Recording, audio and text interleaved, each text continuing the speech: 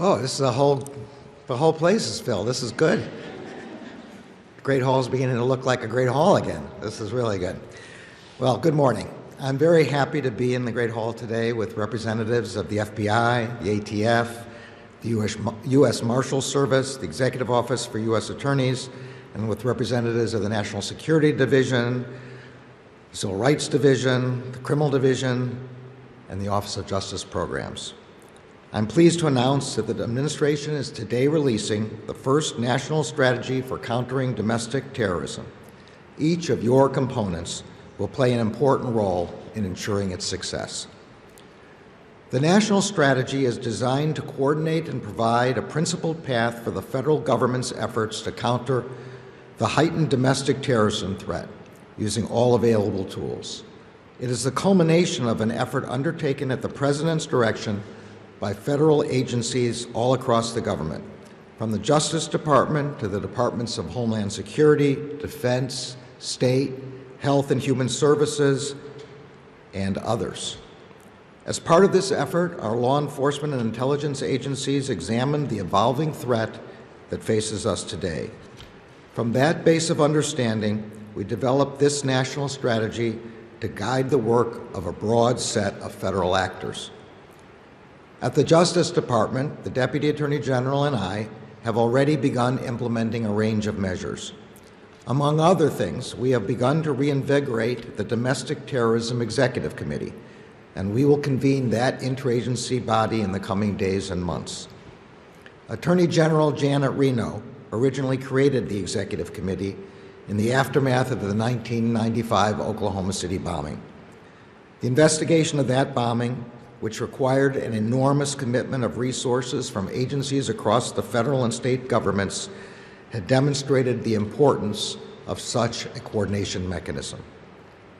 Our current effort comes on the heels of another large and heinous attack, this time the January 6th assault on our nation's capital.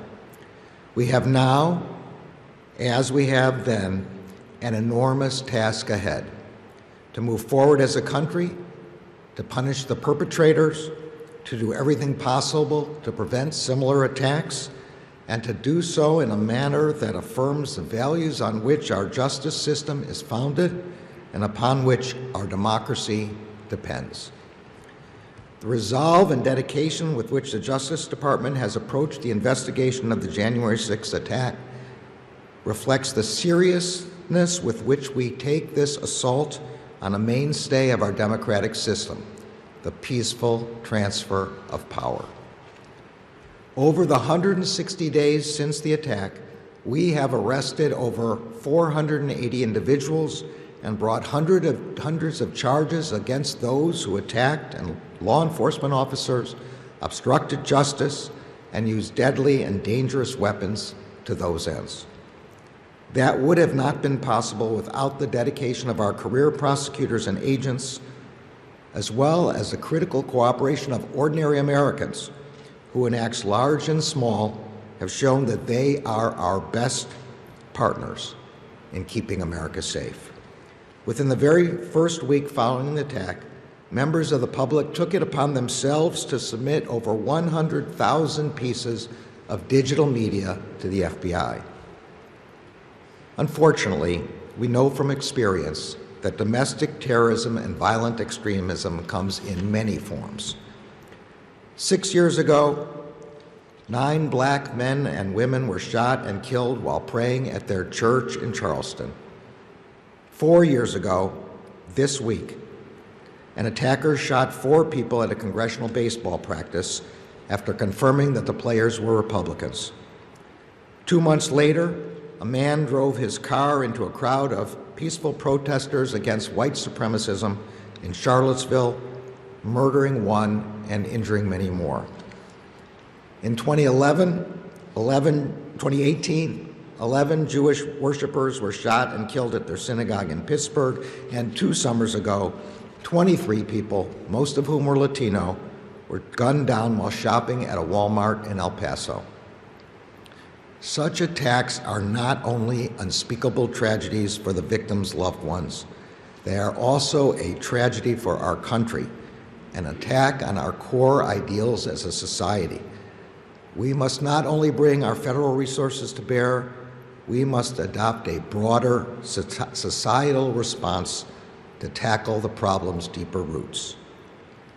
This effort begins with taking a rigorous look at the problem we face.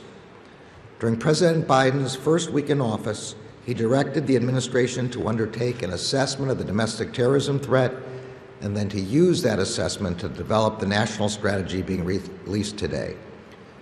Our intelligence and law enforcement agencies undertook that assessment in the first several weeks of this administration.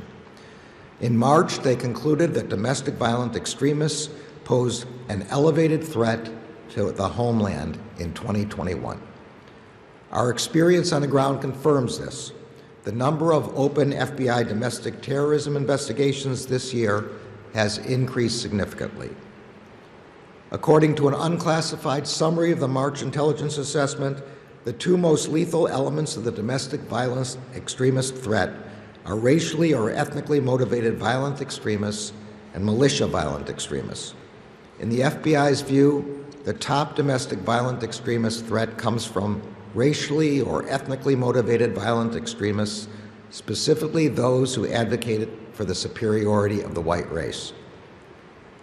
The March assessment concluded that the militia violent extremist threat, which is described as those who, quote, take overt steps to violently resist or facilitate the overthrow of the United States government in support of their belief that the United States government is purportedly exceeding its constitutional authority, also increased last year and will almost certainly continue to be elevated throughout 2021. Particularly concerning is the March assessment's observation that the threat from lone offenders or small cells poses significant detection and disruption challenges because of those actors' capacity for independent radicalization to violence, ability to mobilize discreetly, and access to firearms. The domestic violent extremist threat is also rapidly evolving. As FBI Director Wray has noted, we continue to observe actors driven by a diverse set of violent motivations, sometimes personalized and developed from a mix of violent ideologies. Developments in technology exacerbate the overall threat. Today, people may be drawn to social media and then to encrypted communications channels.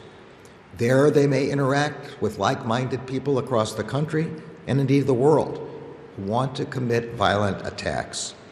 And they may then connect with others who are formulating attack plans as well as mustering the resources, including firearms and explosives, to execute them. Technology has amplified and enabled transnational elements of the threat. In earlier days, foreign terrorist groups had to board airplanes to conduct attacks in America. Now they take advantage of technology to inspire others already located in the U.S. to violence. The same is true for domestic violent extremists, who increasingly take common cause and inspiration from events and actions around the world, indicating an important international dimension to this problem.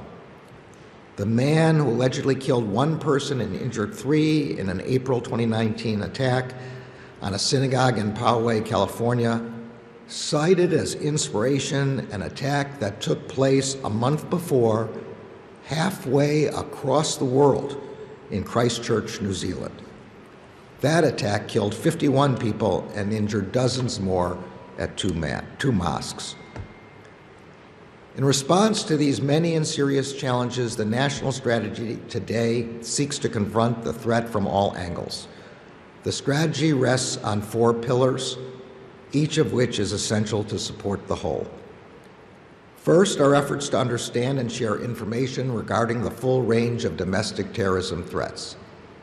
Second, our efforts to prevent domestic terrorists from successfully recruiting, inciting, and mobilizing Americans to violence. Third, our efforts to deter and disrupt domestic terrorist activity before it yields violence. And finally, the long-term issues that contribute to domestic terrorism in our country must be addressed to ensure that this threat diminishes over generations to come. The national strategy recognizes that we cannot prevent every attack. The only way to find sustainable solutions is not only to disrupt and deter, but also to address the root causes of violence. We have not waited until completion of the national strategy to begin implementing it. At the Justice Department, for example, the FBI has increased the domestic threat information it provides to our state, local, tribal, and territorial partners, is enhancing training provided to these important partners, and continues to work closely with them in our joint terrorism task forces. Through the anti-terrorism advisory councils that we have established in every U.S. Attorney's office across the country, we are strengthening our domestic terrorism-related prosecutorial resources and expertise. Our civil rights and national security divisions are working more closely than ever in determining whether a given investigation should be handled as a hate crime, an incident of domestic terrorism, or both. This will ensure that we consider all appropriate criminal offenses and that whenever we encounter domestic terrorism, we treat it for what it is. Through a directive we issued earlier this year, we are ensuring that we carefully track investigations and cases with a domestic terrorism, and our grant-making components are dedicating additional resources to helping states, localities, and others focus on the threat. The Office of Community-Oriented Policing Services, for example, has started prioritizing grants to local law enforcement agencies committed to community-based approaches to combating racially motivated violence and domestic terrorism. And we will seek to determine whether there are any gaps in our capabilities that should, consistent with our needs and our shared values, be addressed through legislation. To support these efforts, the President's discretionary budget request for fiscal year 2022 seeks over $100 million in additional funds for the Justice Department to address the threat of domestic violent extremism and domestic terrorism. The actions that agencies are taking in support of the national strategy are held together by several core principles. First, we are focused on violence, not on ideology. In America, espousing a hateful ideology is not unlawful. We do not investigate individuals for their First Amendment-protected activities. In 1976, Attorney General Levy established the guidelines that form the foundation for a detailed set of rules that continue to govern the FBI's conduct of investigations today. In doing that, he made clear that, quote, government monitoring of individuals or groups because they hold unpopular or controversial political views is intolerable in our country. As the national strategy makes clear, safeguarding our country's civil rights and liberties is itself a vital national security imperative. We do not prosecute people for their beliefs. Across the world, extremist or terrorist labels have at times been affixed to those perceived as political threats to the ruling order. But there is no place for partisanship in the enforcement of the law. The Justice Department will not tolerate any such abuse of authority. The national strategy explains that it is, quote, critical that we condemn and confront domestic terrorism regardless of the particular ideology that motivates individuals to violence, close quote. Although we often describe violent extremist motivations by reference to different violent ideologies, the purpose of those characterizations is to help us categorize and understand motivations.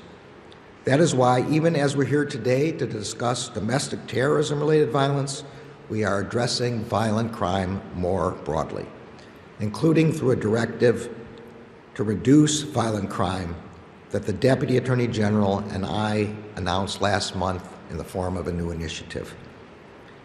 It is also why, even as we augment our efforts against domestic terrorism, we remain relentless in our focus on international terrorism, perpetrated by foreign terrorist organizations like Al-Qaeda and ISIS. Our focus as members of the Department of Justice and as a federal government is to prevent, disrupt, and deter unlawful acts of violence, whatever their motive. As the national strategy makes clear, there is no place for violence as a means of resolving political differences in our democracy. The second principle is that we need not only a whole of government, but also a whole of society approach to domestic terrorism. Implementation of the national strategy will therefore occur across the federal government and beyond. The State Department will focus on the transnational aspects of domestic terrorism, including mapping links between foreign and domestic terrorists. And with the Department of the Treasury, it will assess whether foreign organizations and individuals linked to domestic terrorism can be designated as terrorists under existing authorities. The Department of Homeland Security is expanding its intelligence analysis, production, and sharing. It is prioritizing relevant grant funding to support state and local partners. It is enhancing its collaboration with community-based organizations and state and local and industry partners to address domestic terrorism threats while protecting privacy, civil rights, and civil liberties, and is working to support the development of resources that enhance critical thinking and media literacy as a mechanism to strengthen resilience to misinformation and disinformation. The Department of Homeland Security is also focused on community-based violence prevention programs in order to empower and revamp support to community partners who can help to prevent individuals from ever reaching the point of committing a terrorist attack. The Department of Defense will train service members on the potential targeting of current and former military members by violent extremists in order to help prevent radicalization. The Department of Health and Human Services will work with the Departments of Education, Homeland Security, and Justice to develop a website that aggregates and publicizes information on federal resources, including grants, training, and technical assistance, that can assist state and local authorities and the general public in identifying the resources they need to implement their own counter-domestic terrorism programs. And those are just a few examples. We have a track record of successful collaborative approaches to the challenges posed by terrorism, not just at the federal level, but also with our state, local, tribal, and territorial partners. The Justice Department's first Joint Terrorism Task Force, for example, was established in New York in 1980. At the time, it was staffed with just 11 FBI investigators and 11 members of the New York City Police Department. Today, our approximately 200 Joint Terrorism Task Forces have over 4,300 officers from more than 550 local, state, and federal agencies who work together every day as our first line of defense against terrorist attacks. The work that we do to support and enhance the resources and capabilities of our local partners who are on the front lines of our counterterrorism efforts is vital to our success. Nearly every day I get a briefing from the FBI director and his team. In those briefings, I'm struck by the frequency with which a critical tip or lead in an investigation comes from a state or local law enforcement member or from a member of the public. The FBI reports that roughly 50% of our cases originate from tips and leads from law enforcement or private sector partners and private citizens who identify potential threats and report them to the FBI or our partners. Creating and maintaining an environment in which individuals, community groups, and others continue to come to us depends on the extent to which we can continue to merit their trust. This includes making sure that our determinations are made free from bias, so that, too, must be part of our long-term approach. Equally important is our work with private industry and with international partners. The national strategy emphasizes that the government should continue to enhance the domestic terrorism-related information it offers to the private sector, terrorist abuse of internet-based communication platforms, to recruit, incite, plot attacks, and foment hatred. Along with more than 50 other countries, the United States has joined the Christchurch call to action to collaborate with each other and relevant stakeholders, including tech companies, NGOs, and academics, to tackle the online aspects of this threat. The Christchurch call is just one example of the many productive engagements we have had with our international partners. Our third principle is that we build upon and learn from the past. A look at our past efforts to combat terrorism teaches valuable lessons about what can go right and what can go wrong. It should also give us hope about our ability to rise and adapt to the challenge. I'm personally struck by three events that occurred not far from each other at different points in the last 100 years. When I visited the Greenwood district in April of this year, where Black Wall Street once thrived in Tulsa, Oklahoma, I was struck by the failure to do justice after the 1921 Tulsa Race Massacre. Over 1,250 homes were burned down. Some 10,000 people were left homeless. Businesses, schools, houses of worship, and 35 city blocks were destroyed. The number of people killed is estimated in the hundreds. All that destruction and death, and not a single person was prosecuted for it. Almost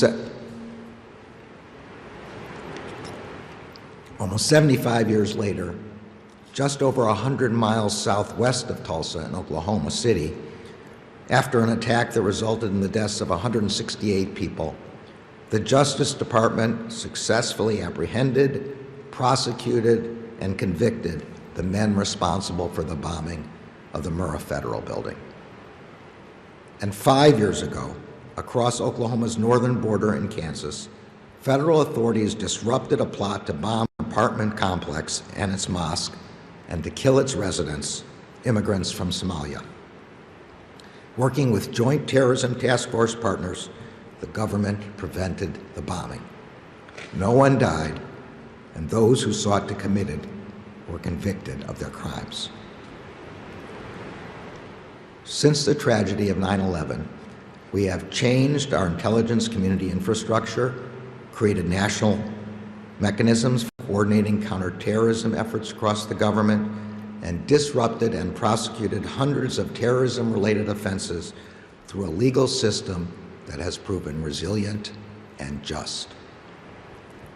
We cannot promise that we will be able to disrupt every plot, defuse every bomb, or arrest every co-conspirator before they manage to wreak unspeakable horror.